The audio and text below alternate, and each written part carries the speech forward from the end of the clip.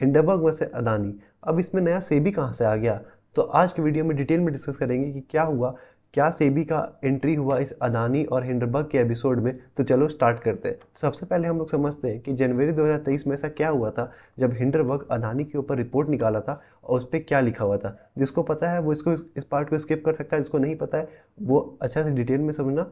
हम लोग easy way में सारा को डिकोड करेंगे, क्या हुआ है, क्या रिपोर्ट में निकला है। ठीक है, हम लोग कोई भी कॉम्प्लेक्सिटीज़ में नहीं जाएंगे, हम लोग कोई भी टर्म्स डिस्कस नहीं करेंगे उतना कॉम्प्लेक्स। हम लोग इजी टर्म्स में एक अच्छा एग्जांपल लेके पूरा चीज़ को समझेंगे कि कैसे क्या हो रहा है, क्या हिंडनबर्ग बोलना चाह रहा है। ठीक है, और क्या किया गया है अदानी और सेबी के द्वारा। ये सारा चीज़ हम लोग डिस्कस करेंगे डिटेल में इस वीडियो में। तो चलो स्टार्ट करते हैं।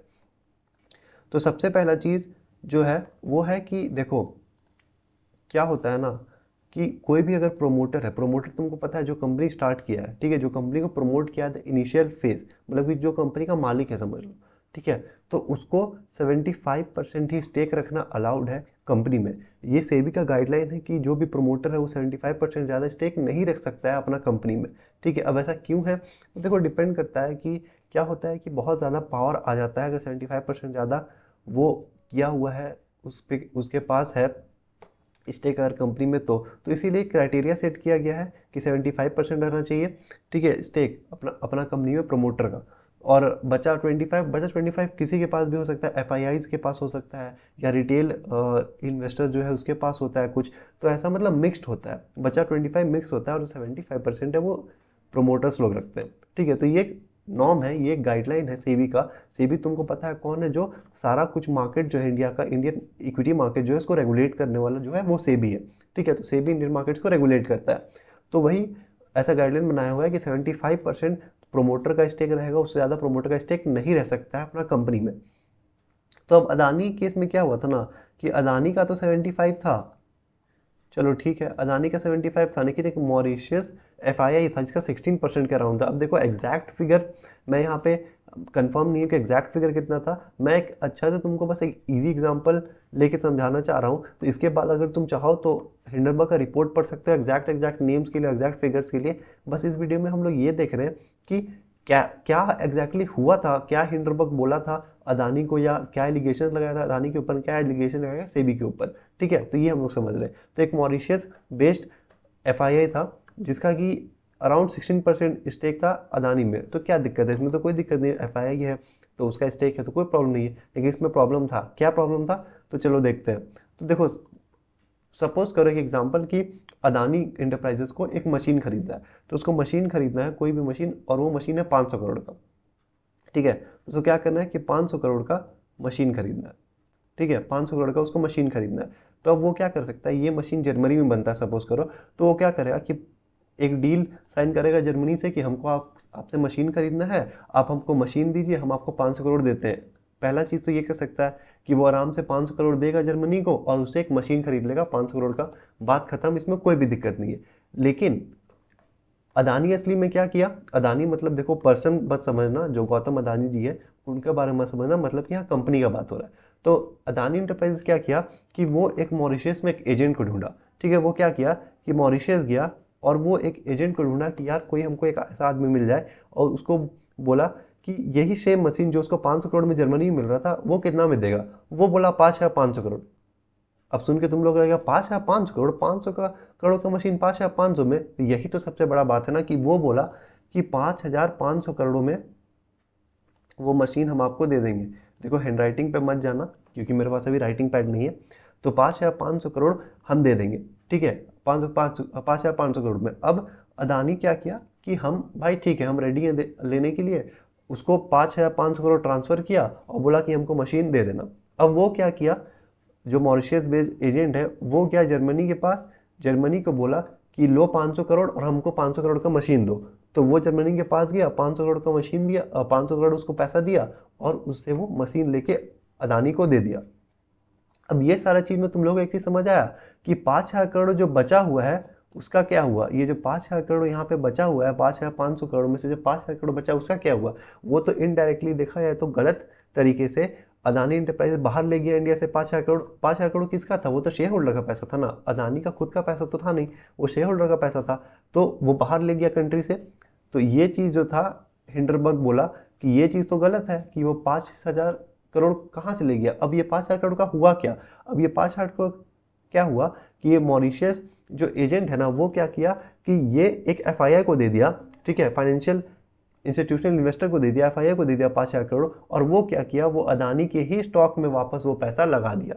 मतलब तुमको समझ आया कि ये राउंड ट्रिपिंग, मतलब कि अपने यहाँ से पैसा निकाला, उसको दूसरे को दे दिया, मतलब कि ज़्यादा इन्वॉइसिंग कर दिया, दिखाया कि 500 करोड़ का मशीन था लेकिन दिखाया कि 5,500 करोड़ में खरीदे, 5,000 करोड़ एक्स्ट्रा बाहर भेज दिया, उसको एक इन्वेस्टर को भेज दिया और इन्वेस्टर उसी का शेयर परचेज कर लिया। तो इससे क्या हुआ कि एक तो अदानी के पास अपना 75% का स्टेक है, लेकिन उसके साथ साथ अब क्या हो गया, जो भी स्टेक वो परचेज किया दूसरा पर्सन 5,000 करोड़ में, वो भी तो देखा जाए तो एक तरह से घूम फिर के अदानी का स्टेक है ना, तो उसका स्टेक तो 75% ज़्यादा हो गया, जो कि अलाउड नहीं है। तो यही चीज़ हिंडरबर्ग अपना रिपोर्ट में लिखा था कि अदानी ऐसा फेरबदल कर रहा है जिसके कारण अदानी का जो स्टॉक प्राइस है वो ज़्यादा चल रहा है, वो इन्फ्लेट कर दिया अपने स्टॉक प्राइस को, खुद ही से पैसा राउंड ट्रिपिंग करके, खुद ही से पैसा बाहर भेज के, खुद ही इन्वेस्ट करा के, इसके कारण क्या कर दिया कि स्टॉक प्राइस को इन्फ्लेट कर दिया।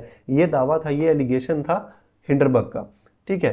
तो अब इसमें और क्या हुआ था आगे कि देखो, एक आईपीई नाम का फंड था, वही जो मॉरिशस एजेंट के बारे में बात कर रहे थे, वो आईपीई नाम का एक फंड था, ठीक है। अब वो लोग को इसके बारे में पता कैसे चला?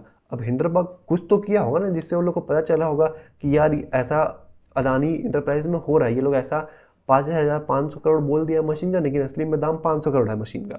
तो लोग को पता कैसे चला कि आईपीई फंड जिसपे वो लोग पैसा भेजा था या जिसे वो लोग इन्वेस्ट कराया था, ठीक है, वो फंड का एड्रेस जो था, वो फंड का जो एड्रेस था ना, उस पर 30 और लिस्टेड कंपनीज था सेम एड्रेस पे। मतलब सपोज करो कि कोई भी उसका एड्रेस है, जो भी एड्रेस तुम्हारा दिमाग में आता है, तो वैसा कोई एड्रेस है उसका, अब उसी एड्रेस में 30 और कंपनीज लिस्टेड है वहाँ पे, ठीक है। तो 30 और कंपनीज वैसे एड्रेस में लिस्टेड है, और वो 30 कंपनी लिस्टेड है, ये कोई बड़ा बात नहीं है कि वो 30 कंपनी लिस्टेड है तो क्या हो गया, इतना बड़ा बात, इसमें कोई बड़ा बात नहीं है कि 30 कंपनी लिस्टेड है। बड़ा बात ये है कि 30 कंपनी में बेनिफिशियल ओनर जो था, मतलब कि देखा जाए तो एक तरह का जो ओनर था कुछ कंपनीज में, उस 30 कंपनी में, वो था विनोद अदानी। विनोद अदानी कौन है?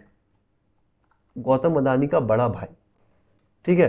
तो विनोद अदानी था, तो इसीलिए बोला जा रहा था हिंडरबर्ग इस पूरे एड्रेस को देख के, 30 कंपनी लिस्टेड है उस एड्रेस में, वो देख के, और उस उनका बेनिफिशियल ओनर कौन निकल रहा है, तो विनोद अदानी, वो सारा कुछ को देख के वो लोग इस कंक्लूजन में पहुंचा था कि यार कुछ तो प्रॉब्लम है, कुछ तो ये लोग फेरबदल कर रहा है। तो इसके कारण वो लोग एक पूरा रिपोर्ट निकाला था जनवरी 2023 में, जिसके कारण कि स्टॉक प्राइस बहुत ज़्यादा क्रैश हुआ था अदानी इंटरप्राइजेस का, ठीक है। तो ये रीज़न था। अब क्या हुआ है, तो अब वो सेबी के अगेंस्ट निकाला है कि देखो, अब ये जब हुआ ना, ये वो लोग रिपोर्ट निकाला हिंडरबर्ग, तो सबका एक्सपेक्टेशन यही था कि सेबी कुछ एक्शन लेगा अडानी के ऊपर, मतलब सेबी कुछ आखिरकार इन्वेस्टिगेशन करेगा।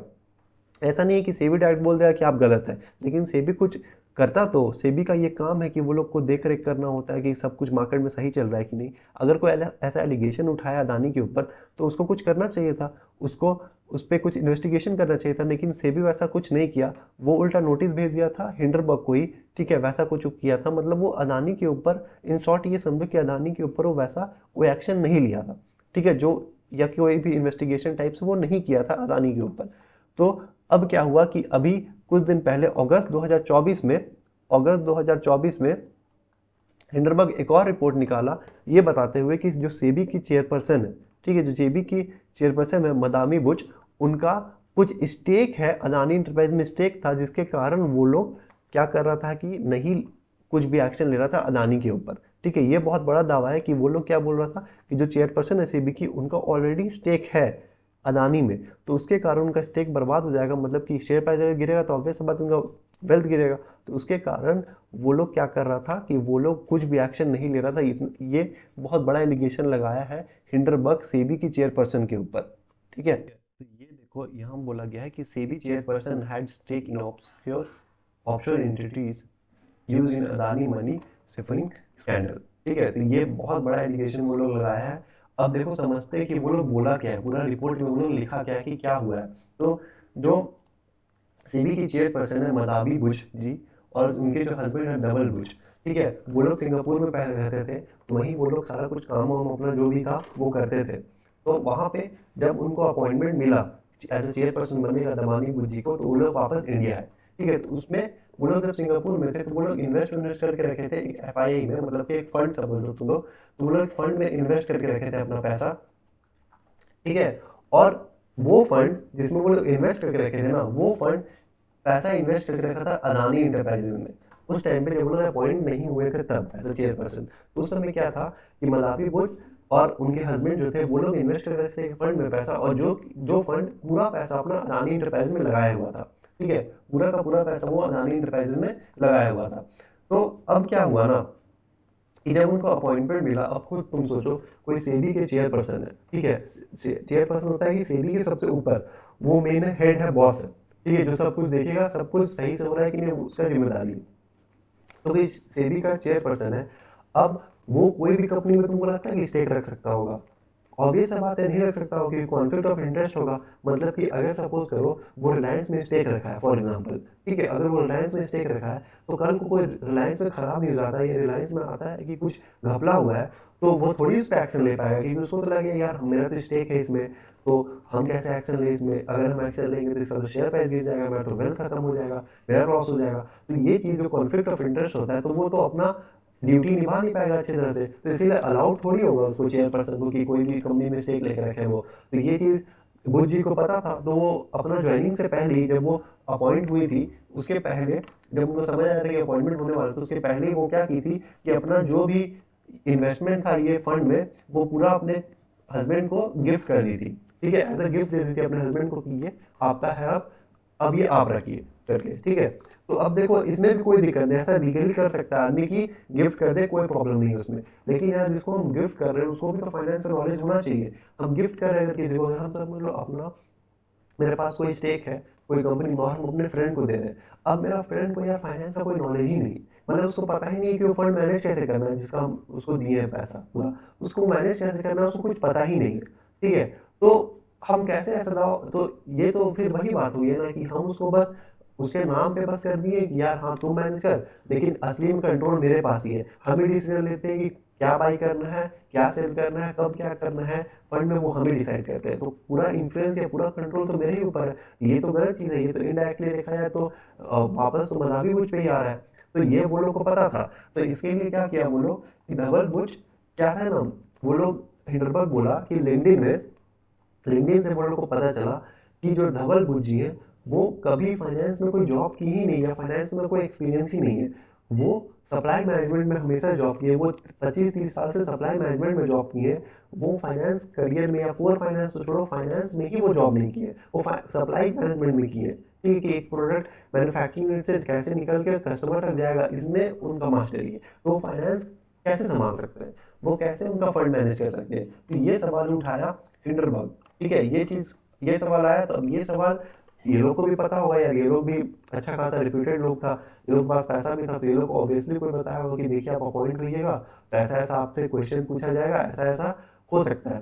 तो अब ये लोग क्या किया, ये लोग क्या किया कि धवल बुश को अपॉइंट कर दिया एज अ सीनियर, ठीक है, एज अ सीनियर एडवाइजर, इसमें ब्लैकस्टोन में। ब्लैकस्टोन सबका नाम, सबको नाम सुना होगा, बहुत बड़ा कंपनी है ब्लैकस्टोन। तो ब्लैकस्टोन में ये लोग अपने ये क्या किया, अपने हस्बैंड को एज अ सीनियर एडवाइजर डाल दी, ठीक है, एज अ सीनियर एडवाइजर उनको रोल दे दी कि ये देखो अब फाइनेंस फील्ड में घुस गया, क्योंकि सीनियर एडवाइजर है ब्लैकस्टोन में, मेरा पति ऐसा ऐसा लोग आदमी नहीं है, वो सीनियर एडवाइजर है ब्लैकस्टोन में, तो मतलब उसको फाइनेंस और नॉलेज है। तो हिंडरबर्ग का यही कहना है कि जो आदमी 25 से 30 साल में अपना काम सप्लाई मैनेजमेंट में किया है, जिसको फाइनेंस का कोई नॉलेज नहीं है, वो सीनियर एडवाइजर कैसे बन गया ब्लैकस्टोन का, ठीक है, ये बहुत बड़ा सवाल उठा है उस पर कि धवल बुश कैसे बन गया सीनियर एडवाइजर। तो इसके मतलब यही मानना है कि अभी भी जो भी पूरा कंट्रोल है फंड का वो मदावी बुश के पास है, धवल बुश के पास नहीं है, ठीक है, ये चीज वो लोग बोला। और दूसरा चीज क्या हुआ, जब ये सब हुआ होगा कुछ टाइम, जब उनको मतलब वो अपॉइंट हुई होगी उसके कुछ दिन बाद, वो लोग क्या किया कि पूरा वो फंड निकाल के अपना, मतलब जो ये एफआईआई में जिसमें वो लोग इन्वेस्ट किया था ना, जो अदानी इंटरप्राइज में इन्वेस्ट किया था, उस फंड से वो लोग अपना फंड निकाला और किसी और फंड में डाला, ठीक है, किसी और फंड में डाला जिसमें जो कि रीट्स में इन्वेस्ट करता है। अब रीट्स में इन्वेस्ट, तुम लोग रीट्स पता होगा अगर, तो रीट्स ऐसा टाइप का म्यूचुअल फंड होता है जो कि इन्वेस्ट करता है रियल एस्टेट में, ठीक है, रियल एस्टेट्स में इन्वेस्ट करता है, अलग अलग प्रॉपर्टीज बाई करता है, ठीक है, जिसमें वो रेंटल यील्ड कमाता है और फिर अपने शेयर होल्डर को बांटता है, ठीक है, ये होता है रीट्स।